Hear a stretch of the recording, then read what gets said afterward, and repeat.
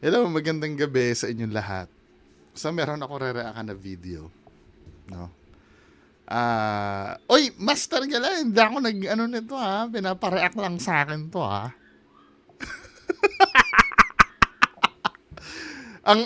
Ang sisihin mo ito si si Ma'am Sel Mendoza Miranda.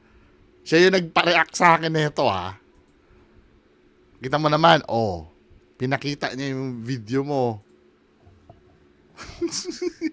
At saka naka-public naman kasi itong video na to. So, dahil naka-public yan, pwede naman kasing reaction yan. 'Di ba? So, ang title ng video, sinasabi ng mga tao. Ito kasi sa mga hindi nakakaalam kasi majority sa inyo ngayon ay nakilala ako sa kulaong content, 'di ba? Then yung mga iba naman alam na nasa paranormal talaga yung content ko. Kasi nangyari dyan, di FLM ang content ko nung una. Then, naghanap ako ng ibang content kasi nakulong na si FLM nun eh. Nag-paranormal ako. Noong nag-paranormal ako, syempre, nakikilala ko na yung mga nagko-content din dito sa Pilipinas ng paranormal. Katulad yan ni Master Gala, si Aga si Ching. Ang ginagawa ko noon, nagde-debunk ako ng videos. Or nagre-react ako ng mga videos ng mga ghost hunter sa Pilipinas. Doon ko nakilala sila, Ghost Hunter 88, Kuya Red, Donsky. Yan, yung mga, yan. Ito si Master Gala. Now, si Aga si Ching, kilala nyo din. Di ba? Nagko-content din. Malaking YouTuber to si Aga si Ching eh. Nag-ghost hunting din kasi si Aga si Ching. Yan. Si Just Clint. Sino pa ba? Ayun, no? Ngayon, ito si Master Gala kasi nakikipag-collab din sa ibang sa ibang ghost hunter din. Tapos yun, nakipag-collab siya kay Aga si Ching, no? Ang napanood ko na kasama yung huling nireakan ko, napanood ko nakasama to si Master Gala kay Aga si Ching, yung sa Moncada Mansion. Nung pumunta sila kasama si Sir Ramon Miles. No? So ngayon, nung time na yon, marami na nabubwisit sa kanya noon. Nung yung nakikipag-collab siya kay Aga si Ching. Kasi ang kadalasan na na nababasa kong comment, yung agaw eksena nga, ganun. Napanood ko kasi yun, Master Gala eh. Ito, wag kang magagalit ha. Kung tutuusin, hindi naman kita kasi kaaway. Ikaw lang naman ang nagagalit sa akin. Kahit kay Boy Tapang, inaway mo ko. Love na love nga kita eh, di ba? Ako din yata yung reason kung bakit nakipag-collab na sa'yo si Sir Ed Kaluwag. Di ba? Kasi, di ba mo, sabi ni Sir Ed nun, yung pagko-collab niyo impossible kasi nga sementeryo ka. Eh hindi naman nag-aano si Sir Ed sa sementeryo. Eh umiyak ka din noon. Kaya tuloy na pagbigyan ka na ni Sir Ed. Para wala namang masabi kasi lagi mo kasing dinadaan sa ganito eh. Sa iyak eh. Pati yung ako hindi mo ma-mention yung name ko, 'di ba? Kasi nga, ang katwiran mo, baka sumikat. Wala namang problema sa akin yun. Kasi, na-debunk ko din kasi yung isang video nito, yung nameke ito. Di ba nameke ka naman talaga ng video, inamin mo? Yung Black Lady. So, ito na naman, nagagalit ka na naman, kasi ang ginagawa nito ni Master Gala, every time na, lagi niyang nilalagay sa public, gusto niyang ma-feel yung mga supporters niya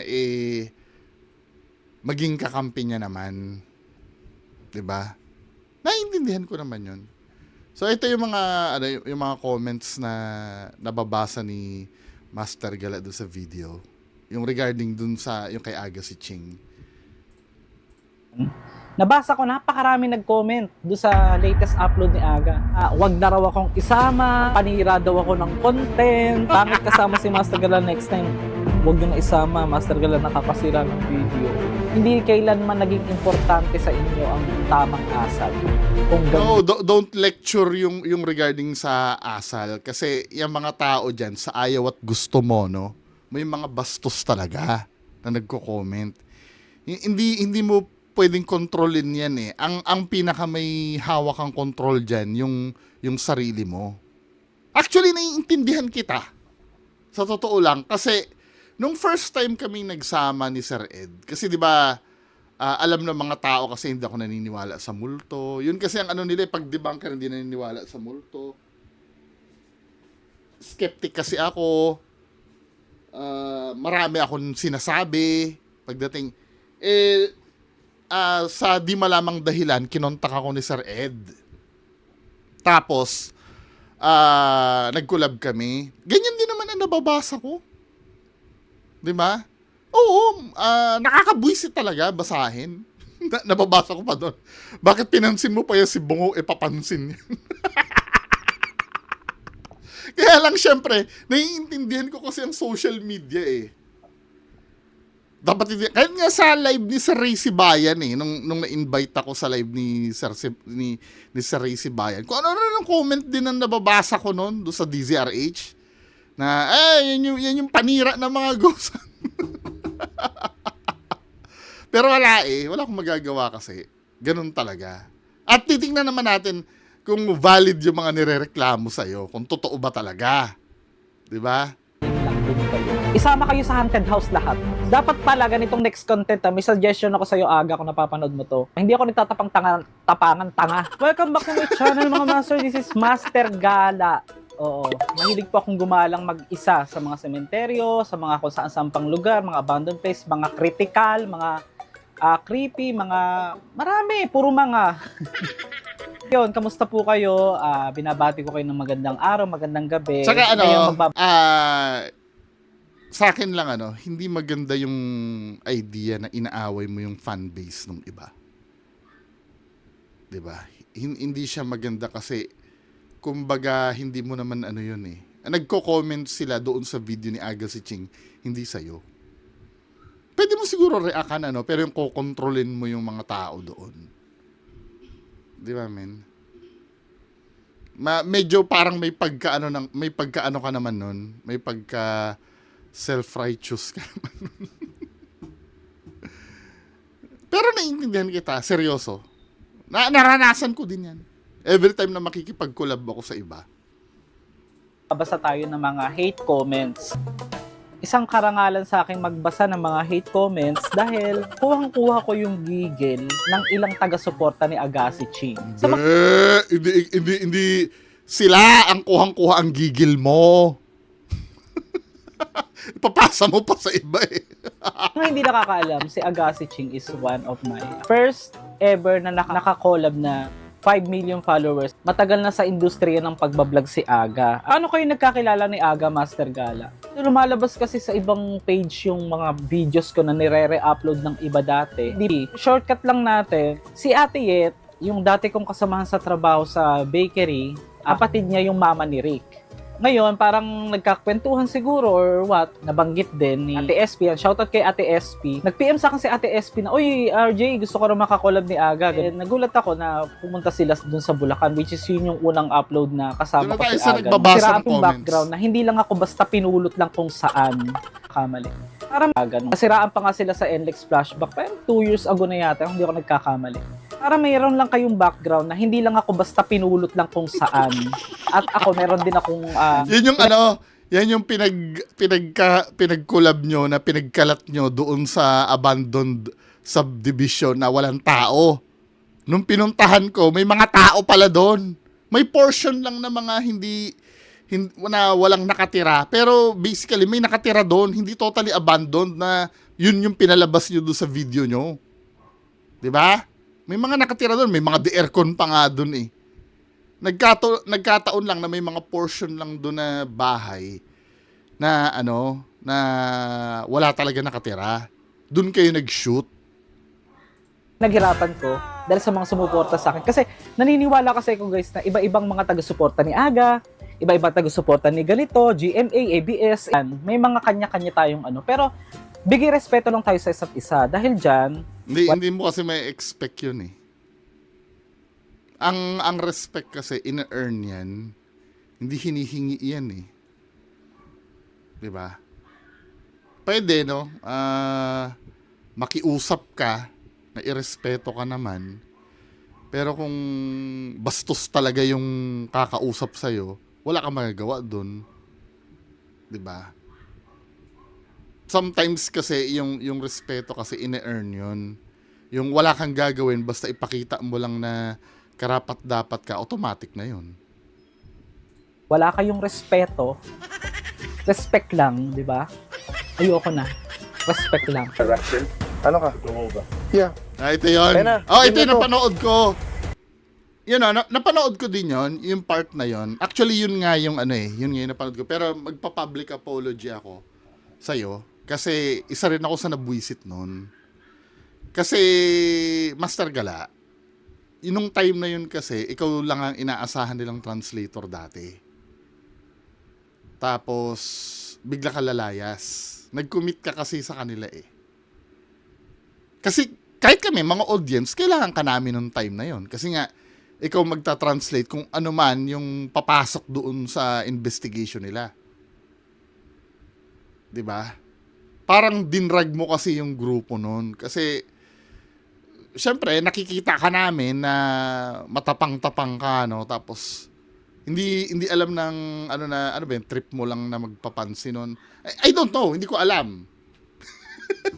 Pero kasi, parang dinrag mo yung grupo ni Agassi Ching kasi nun.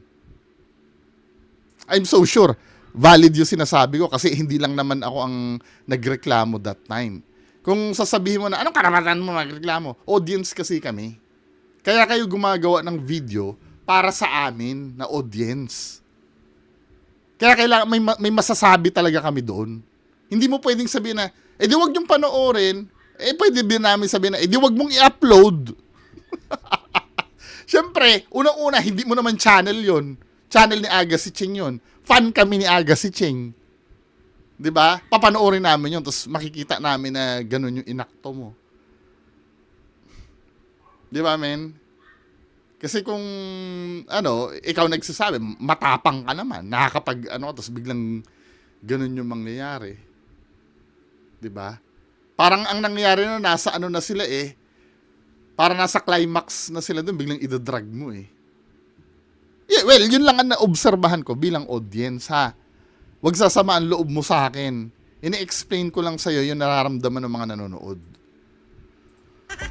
Respect lang, di ba? Ayoko na. Respect lang. Yan o, Ano? yung ginawa mong yan, Yeah. Ayun na, game na to. yung biglang ganyan tapos magwo-walk out ka ng ganyan. RJ!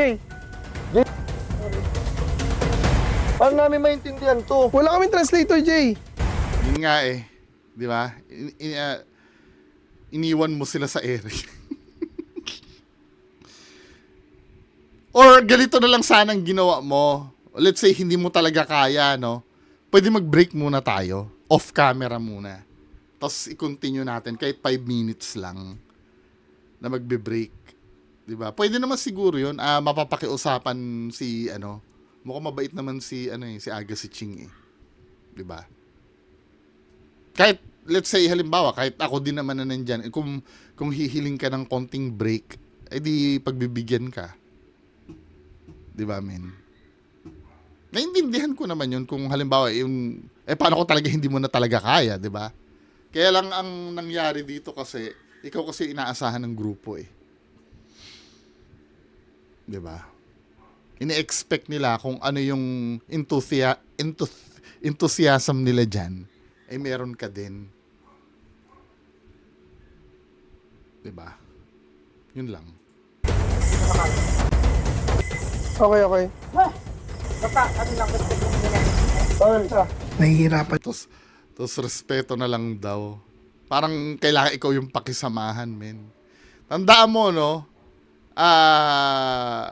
Kahit friend mo yan si Agassi Ching, mahiya ka naman na mas malaki ang subscribers niyan sa'yo. Parang ikaw pa yung kailangan anuhin. Di ba, men? Ako nga, minsan, pagkasama ko si Sir Ed Kaluwag, kahit na sometimes, no,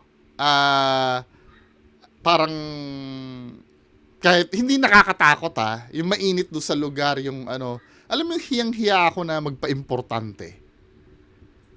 Kasi, tangina, ako na nga lang ang sinamahan nito. Ako pa yung magpapaano. I'm not saying na nagpapa-importante ka dito, ha. Pero, syempre, dapat naiisip mo din yon na parang hindi ka ba nahihiya na lahat ng tao mag-a-adjust para sa'yo. That time, kung totoo man itong ginagawa nyo dito, that time, lahat naman kayo dyan siguro nakakaramdam din naman ng takot. Di ba? Yun lang naman. Nang huminga si Master Gala sa mga oras na to. Hindi naman lahat. Disclaimer, hindi ito makakaapekto sa pagkakaibigan ni Aga kapag sinagot ko yung mga comment dyan. Basahin natin. At sasagutin Hindi talaga. Kasi yung mga fans lang naman titirahin mo dyan eh. Direct to the point. Walang alinlangan. Oo. Prangkahan. Kasi, hindi ko alam kung saan nanggagaling yung inis nyo sa akin. Yung iba dyan. Dahil nga doon sa napanood nga sa'yo, sabi nito, same, parang may attitude makipag-usap, parang bossy.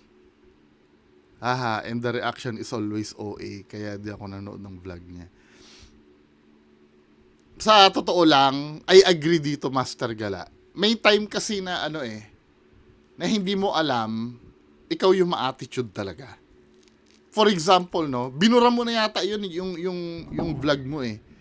Yung may nagbiro lang sa'yo, yung 'di ba may kasama ka na nakasakay sa likod ng pickup truck. Sobrang OA mo dun, min eh. Yung bang sabihin na offensive yung sinabi, no. Parang nabiro ka yata na anak mo. Parang walang bearing kasi yun, min eh. Para awayin mo yun. Naiintindihan ko, no, sumama yung loob mo. Well, iba-iba naman kasi tayo ng ng pakiramdam eh. Pero, sige, na-offend ka, no? Pero yung point na bababain mo pa, tapos iisa-isahin mo ang pagsabihan, yung isang kasama nga nila dun eh, yung lalaki, kung mapapanood yung video, binura niya na yung video eh. Parang gusto ko na sapakin nun eh.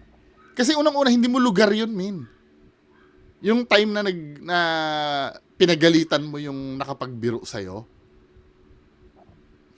ipopost ko yung yung link nung nangyari na yon. Nirakan ko yun kasi dati eh. Ewan, hindi mo talaga na yun, hanggat, hindi naman tayo lahat perfecto kasi talaga. Pero sometimes kasi, no, need nating makinig dun sa mga nagko-comment. Ngayon, kung feeling mo mas tama ka, hindi, gawin mo yung gusto mo. Nabasa ko, napakarami nag-comment doon sa latest upload ni Aga. Wag na raw akong isama, panira daw ako ng content, Disney yung Marimar. Panoorin ko nga yun, yung mga recent. Kailan pa naging panira ng content si Master Gala? Lagi. De, joke lang. Joke lang joke lang. Tingin mo, oo. Tingin mo yan eh. Pero hanggang tingin ka lang. Hanggang dyan ka lang sa tingin mo na yan. Kasi, Yung tingin kasi na yun, Master Gala, doon kayo kumikita. Yung pagtingin sa video nyo, yung views, doon kasi kayo kumikita eh. Hindi mo pwedeng maliitin yun. Kasi kahit gaano kaganda ang video mo, kahit gaano kabigat yung sacrifice mo kung wala manonood sa videos mo, walang titingin sa videos mo, wala ka. Maswerte ka nga, may mga nagtsatsaga sa'yo eh. 'Di ba? One day pa lang 13K na yung views mo. Ako nga, sometimes, isang linggo na, wala pa 1,000 eh. Hindi mo ba na blessed ka? Na nandiyan ka sa status mo? Mahirap pag kinainisan ka ng tao, men. 'Di ba? hindi ko naman kailangan i-please yung sarili ko sa inyo para lang sa inyo na hindi Audience mo yun eh. Di ba? buhay ng vlogging yung mga audience eh. Tsaka isa pa, hindi mo naman video yun. Video ni Aga si Ching yun. Kaya nga sabi, hindi naman nanonood sa'yo eh. Actually nga eh, dito no, parang medyo weird nga lang na aawayin mo yung mga nag-comment sa video ng iba. Di ba, men? Although na, kasi ikaw naman talaga ang tinutukoy doon, pero, alam mo yon, yung fan base ng ibang tao yung inaaway mo. Hindi nyo ko gusto. Ako, naniniwala ako na ang taong wala namang ginagawang masama at inaapi, nagpapala, pero dapat sinasagot. Eto na. Sabi nito Kung wala kang ginagawang mali, hindi ka naman hindi ka naman kukomenta na negative doon. si Teresa, ito, Pinangalanan to. gil na ako, yung una pa lang eh. Sunod, wag nyo nang isama si Master Gala, nakakabitin eh. Bitin ka sa isang oras, te, na video. Ba't hindi ka pumunta doon sa bahay nila Aga, tapos ikaw mag-edit, kung i-edit mo lahat, ikaw na magdagdag pa doon, baka gusto mo pa, di ba? Karamihan sa vlog nyo, nakakasama siya laging eksena. Mas okay. Karamihan, ikaw daw lagi eksena. Hindi, ganito, yung sinasabi niya kasing nabibitin, for example, no, yung kaninang scene, yung mag-i-start na sila ng session, bigla kang aalis. Eh, ikaw pa naman yung, pinaka-vital dun sa, dun sa gagawin nila. Kasi ikaw nga yung translator. Yun ang ibig niya sabihin, hindi yung bitin dun sa oras. Ano ba? Okay pa ng sinaaga tip at trick mo ng kasama mo Aga. Sorry. Diyan ako eh. Wala kang magagawa. Tiis ka lang. Wala kang magagawa, te. Masabi naman ni May Page, pwede wag nyo na isasama si Master Gala. Every time kasama nyo siya, nakakasira eh. Kung natatakot, wag nang sumama. Dahil, kahit saang lugar ka pumunta, lalo may history, nakakatakot talaga yan. At hindi ko pwedeng kontrolin yung emotion ko para lang sa'yo. Yun naman pala eh. Bakit pinipilit mong pumunta doon? 'Di ba? Para sa views. Para sa kanila pa rin. Ano bang reason bakit gumagawa ka ng video? Para kanino ba? Para sa sarili mo? Hindi ka kikita nun. 'Di ba? Kaya ka nga nag-post sa YouTube ng ng video para panoorin namin. 'Di ba? Ng lahat. Hindi pwedeng para sa'yo yun. Diyos ko naman tong taon to. Bakit ko pipigilin yung emosyon ko? At ba't ko babaguhin yung sarili ko para lang sa'yo? Hindi, ito yung kadalasan na kadalasan na fallacy na sinasabi mo eh. Yung katulad nung, yung pinahiya mo yung di ba, yung bumati sa'yo, yung tungkol dun sa, anak mo ba yan? Yung gumanon sa'yo? Magkaiba kasi yung pagpapakatotoo. Kasi yung sinasabi mo kasi, anong gusto mo pigilan ng emosyon ko? Gusto mo hindi magpakatotoo? Hindi yung pagiging pagkakatotoo. Magkaiba kasi yung pagpapakatotoo sa pagiging professional. Kasi yung pagpapakatotoo kasi, ginagawa yan sa tamang panahon. Ang pagiging professional, ito ay involved sa trabaho mo. For example, ganito, no? Para maintindihan mo, kasi tila hindi mo alam yung sinasabi mo eh. Ganito, pagdating sa trabaho, nakapagtrabaho ka na ba ng may boss? I'm so sure. Siguro naman, sa edad mong yan, kahit nakapasok ka na, sa kahit anong trabaho, o kahit sa school man lang. Diba? Pero ganito kasi ang pagkakaroon ng professionalism sa pagpapakatotoo. For example, tayong dalawa. Magkatrabaho tayo. Busit na busit tayo doon sa boss natin. 'Di ba? Ngayon, sasabihin ko sa'yo, tanga na Master Gala. Alam mo ba yan si Sir Juan? Busit na busit ako. Gusto ko sakalin yan eh. Akala mo kung sino mag-utos. 'Di ba? Yun ang nararamdaman. Ikaw din, nag-agree ka din, oo nga, bungo eh. Kahit ako, gusto ko nang saksakin yan minsan eh. Kasi akala mo kung sino. Akala mo siya yung may-ari na itong kumpanya. Yun ang totoong nararamdaman natin kay Sir Juan. Now, pagdating ni Sir Juan, hello, good morning. Bumalik na kayo sa trabaho nyo. Marami pa tayong tatapusin. Siyempre, hindi mo pwedeng diretsahin yon. Sasabihin mo, sige sir, yes sir. Yes sir. Magwo-work na po kami. 'Di ba? May respeto ka pa rin. Yun kasi ang tinatawag na professionalism. Professionalism kasi ang tawag doon, hindi pa mamlastik 'yon. Kailan mo i-apply yung pagpapakatotoo mo? For example, no, appraisal nyo na bilang employee, no? Or kinausap tayo ng boss mo, kinausap tayo ng boss natin. 'Di ba? Tapos sasabihin sa atin ng boss natin, anong tingin nyo ba sa pamamalakad ko? Doon na tayo magpapakatotoo. Yun na yung right time. Boss, kasi nafe-feel namin, ginagawa mo kami robot eh. Sometimes kasi galit na kami sa'yo kasi parang hindi mo kami naiintindihan. Yun na yung right time na magpapakatotoo ka. Paano ang pamamlastik? Binigyan ka na ng chance, ano? O bungo, anong masasabi mo sa akin as boss mo? Ay hindi, ang bait nyo po kasi.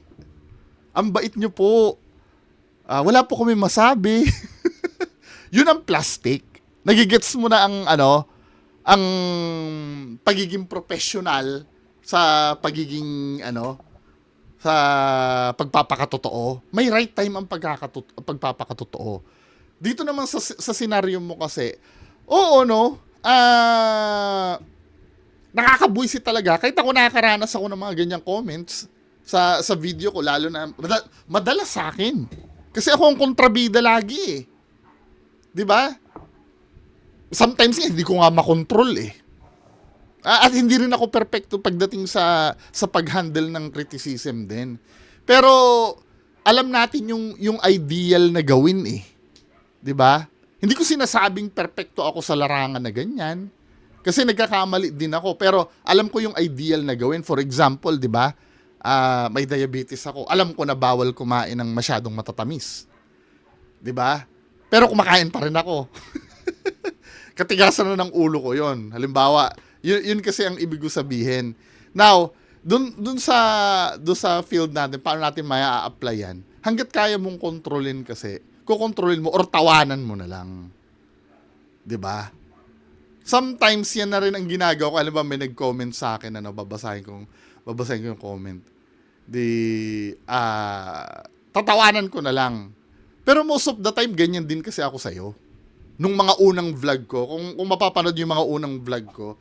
Pero, na-realize ko kasi, dati, pero ngayon, papitik-pitik pa rin, nang-aaway pa rin ako eh. Lalo na pagka, yung ako mismo yung china-challenge. 'Di ba? Pero pag yung mga comment lang, hangga't kaya ko. Kaya nga sometimes, 'di ba, may mga nagpapa-shoutout sa akin. Hindi ko na binabasa yung comment kasi ayoko masira yung araw ko. Sa inbox na lang ako naghihintay. Pero sometimes nakakalusot pa rin, 'di ba? Yung ganito kasi, Master Gala, yung pagkakaroon ng professionalism dito sa field mo, do sa vlogging. Yung pambabash kasi, lagi kasing nandoon yun. Hindi na kasi mawawala yun eh. 'Di ba? Kahit na anong gawin mo, tumambling ka man or baka mamaya pag nakita mo yung mga comment kay Sir Ed, baka magpasalamat ka versus sa mga comment sa'yo. Pati itsura ni Sir Ed, dinamay na. Yung walang kamatayan na basa ang tubig. Na comment. 'Di ba? Pero nailalabas kasi 'yon pagka halimbawa in-interview ka na, Anong masasabi mo do sa mga pag natanong ka na? Pero hangga't maaari kasi kailangan nating pigilan yung paglabas ng emosyon natin na ganyan. Inuulit ko kahit ako din pagkukulang ko rin kasi yan. Yung ganyang bagay. Mahirap talaga yan. Pero as content creator kasi, no choice tayo, kung gusto nating may manood pa rin sa atin, which is lahat naman tayo, yun naman ang gusto. Yun naman ang purpose kung ba't ka nag-upload ng video eh. 'Di ba? Mas magandang i-address na lang natin yung mismong argument. Yun ang pinakamagandang gawin. Kung hindi mo kayang hindi i-ignore, at nasaktan ka doon sa comment, ano ba yung argument doon sa comment? Ganyan din ako dati sa'yo noon, yung minumura ko pa nga eh. Pero katulad nito, no, mababasa mo, sunod, wag nyo na isama si Master Gala. Nakakabitin eh. Yung ganyan, ano. Aga tip at trick mo ng kasama mo, Aga. Ngayon, anong sasabihin mo doon? Wag ka na daw isama. Pwede mo tanongin, ano po ba yung reason bakit dapat hindi na ako isama? 'Di ba? Sabi, nakakabitin daw. Paano pong nakakabitin? Kasi kailangan i-address mo yung root eh, nung problema eh. Doon lang naman masosolve yun eh. Now, kung ang reklamo nila, na paimportante ka, siguro pwede mo nang i-reflect sa sarili mo yun eh. Totoo bang paimportante ako? Panoorin ko nga uli yung video. 'Di ba? Ako minsan ganun eh, pag may kinoment sa akin, no, ikaw bungo, bobo ka. Hindi mo alam ang sinasabi mo. Tapos ire-replay ko yung video ko. Valid naman yung sinabi ko.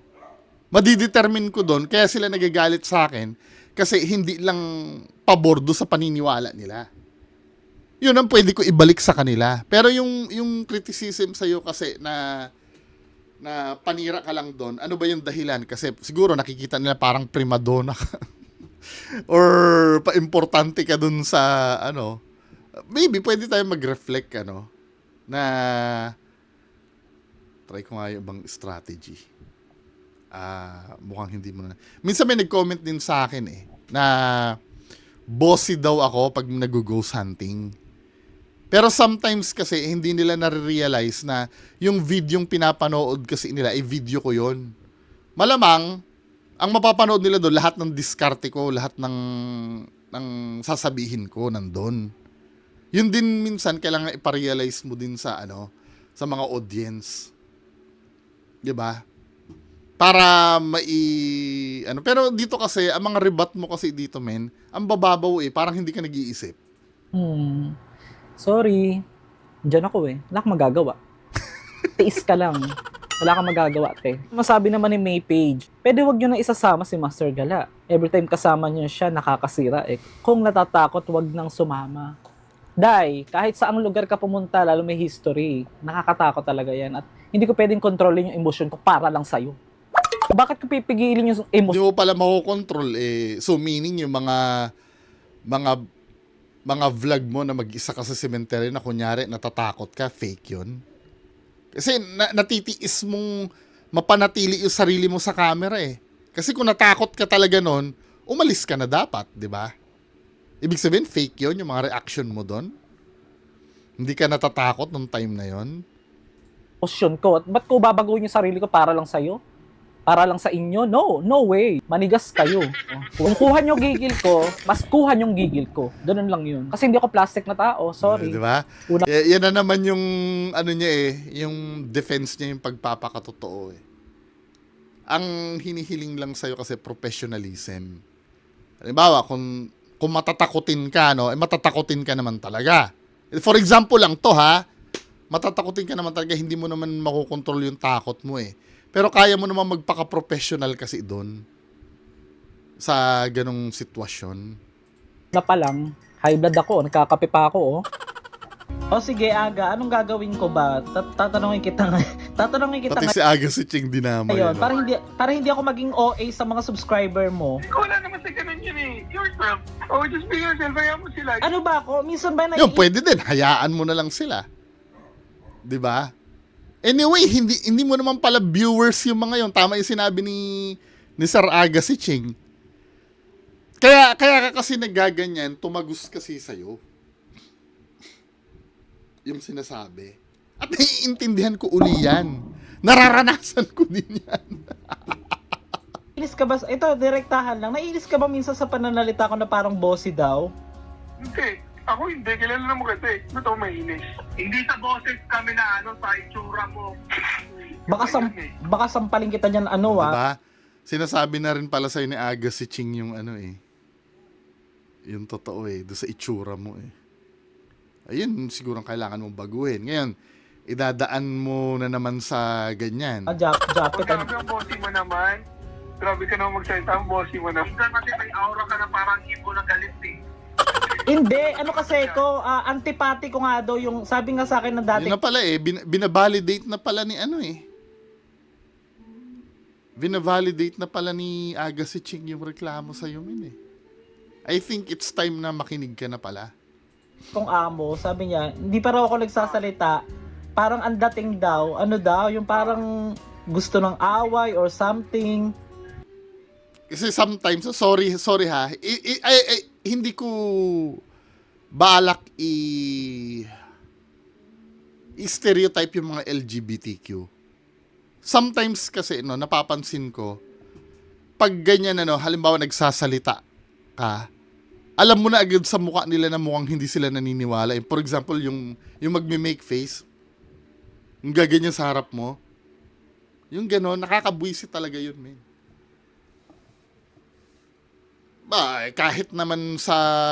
Kahit sino naman mo gawin yun. Yung hindi mo ma-maintain, hindi mo makontrol yung pagpapakatotoo mo. Kahit pa naman bullshit ka doon sa pinapakinggan mo eh. Yung professionalism na lang ang pairalin mo sana. 'Di ba? Wala, ganyan talaga. Ano? Warfreak si Gaga. Anong war freak? Warfreak ka, yung totoo. Hindi, ibig sabihin ba Tama? yung datingan ba aga? Sinasabi na nga yung totoo sa'yo, nasa denial stage ka pa. Yung mata mo. Yung mata ko kasi, oo, correct. Yung mata. Di ba, sis? O, congrats sa atin. Ang daming hindi naniniwala dun sa face mask. Kaya nga pero yun talaga yung nangyari. Correct. Oh, okay lang yun. Kasi gano'n naman Wala talaga. naman magagawa pinakita ko lang kung ano yung nangyari. Kung hindi sila nawala, hindi ko. Pero marami naman nagtatanggol daw. Hindi ko siya nagbabasa eh. Ay, hindi ka nagbaba. Diba? Yun ang secret din kasi ni Aga si Ching. Hindi rin siya nagbabasa. Kahit ako din, di ba napapansin nyo pag may magpapa-shoutout, hindi na nagbabasa ng comment. Diretso inbox na. Kasi pag meron din akong na kakausap sa comment section, kaya pinapadiretso ko na sa inbox eh. Kasi sa inbox kasi, instant na pwede ko nang kausapin agad. Pag sa comment section kasi, siguro pa isang reply lang ako pero hindi ko nasusunod. Basa ng comment. Hindi pa. Pero marami naman daw nagtatanggol. Pero kasi ako, transparent lang ako. Kung rin nangyari, yung sinabi ko. Hoy, aga, yung mga first time ko na napaiyak mo ako ng mga ng mga nagko-comment doon sa vlog mo. Oh, umiyak kaya ako ngayon. Kaiiyak ko lang. Gano'n ka natamaan? Hindi naman natamaan na lang kasi nare-realize ko lang ba na sabi ko pagka ganyan na nga lang mag-isa na nga lang ako uli kasi nung mag-isa naman ako Affected ka. Bottom line, affected ka dun sa mga narinig mo. Pwede naman mag-reflect. Diba? Wala naman perfecto sa atin lahat. Kahit ako din naman. Kasi kung perfecto ako, di sana ang dami ko na ring views at dami na ring hindi nagagalit sa akin. Diba? Kaya lang, ang nakikita ko lang talagang pagkukulang sa'yo, no? Na naging pagkukulang ko din naman dati. At ano pa rin, pinaglalabanan ko pa rin paminsan-minsan ngayon. Na totally na nalusutan ko na. Yung, tumanggap ng criticism, mahirap talaga yan. Mahirap talaga yan. Kumbaga, halimbawa may sinabi sa'yo, no? Tapos, iisipin mo, totoo ba yung sinabi nito? Siyempre, ilalabanan mo muna, no? Kasi wala lang sigurong alam ito sa mga pinagsasabi niya. Diba? For example, ang naalala kong criticism dito, pwede bang wag ka magmura? Marami kasing bata din na nanonood. Naalala ko yun eh. Siyempre, ang unang instinct ko doon, sasabihin ko, wag ka manood, pero hindi eh. Nasa public kasi yung video ko, men eh. Parang nagkakaroon din ako ng conflict sa loob ko. Kasi sometimes humaharang yung pride eh. Pag na-criticize ka, na isip, sino ba tong tangan to na magsasabi? Pero after siguro mga 3 hours, 4 hours, kasi initial reaction mo yun eh, na ipagtanggol mo yung sarili mo.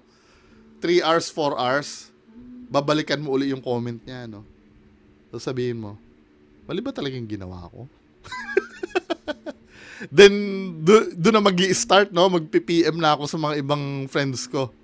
Ano sa tingin mo dito sa ano? Pag binalidate, yan, katulad ng ginawa mo na yan siguro, no? Tatanungin mo si Aga si Ching. Pag na-validate na talagang may something sa akin, wala tayong magagawa. Kailangan lunukin natin yung pride natin. Diba? Ganun talaga. Kasi isa yan sa mahirap kasing paglabanan eh. Yung pride din. Lalo na kung nakapagbitaw ka ng isang word. Mahirap kasi iyon. Yung nagbitaw ka ng isang salita, tapos biglang babawiin mo. Yung magmumukha kang duwag o magmumukha kang tanga. Yun ang mahirap kasi sa lahat. Tapos pag binawi mo pa, tatawa-tawa pa yung yung nakaaway mo. Kasi sometimes naman kasi, no, yung magki-criticize, ang tono kasi sometimes, na-appreciate ko naman yung iba. Yung pag nagko-correct sa akin. For example, meron akong, sino ba yung beauty queen na, yung beauty queen, di ba, si Gloria Diaz yon, tama ba? Gloria Diaz. Meron kasi akong isang vlog before. Tama ba ako? Gloria Diaz, yung beauty queen. Oo, tama. Ang Gloria Romero, yung matanda. 'Di ba? Pero hindi siya beauty queen. O beauty queen din. Tama ba ako? Nalito kasi ako minsan diyan. Ang sinasabi ko, yung Miss Universe si Gloria Romero, ako ng Gloria Romero. Gloria Romero, ganun ako ng ganun. Hindi ko naiintindihan or nawala sa isip ko na Gloria Diaz pala yung Miss Universe. Ngayon, may nag-correct sa akin, no. Siguro kung ang magko-correct sa akin na bungo, hindi si Gloria Romero yon, si Gloria Diaz yon. Madali lang naman bitawan. Ay, sorry. Oo nga pala. Si Gloria Diaz pala. Pero sometimes kasi yung magko-correct, nakakabwisit kasi ang bobo-bobo talaga na itong bungo na to. Hindi nagre-research, hindi di ba? Hindi niya alam na si Gloria Romero yon. Ang bobo talaga. Yun yung mga mahirap kasi tanggapin. Although na tama naman yung sinabi nila, kaya lang the way kang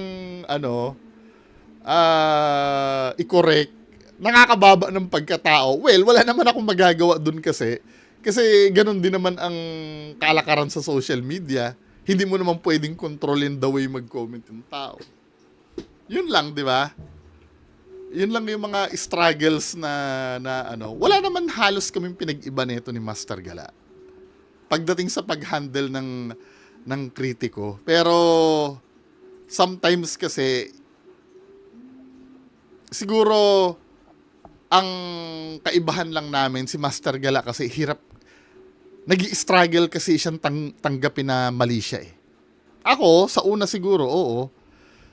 Siguro most of you ganun din naman. Pero dumadating kasi yung time sa akin, siguro mga 3 hours or pinakmatagal na 1 day, kinabukasan, na-realize ko na mali ako. Mga ganun eh. Pero halos identical kami mag-handle ng criticism dati. I believe ngayon, medyo nabawas-bawasan na akong ganyan. Kung mapapanood nyo yung mga old videos ko, meron talaga akong dedicated na video na iniisa-isa kong basahin yung mga comments sa akin. At minumura ko din.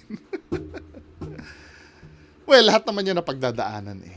Diba? Anyway, so yan lang naman ang pag-uusapan natin. Magandang araw sa inyo lahat. Bye-bye.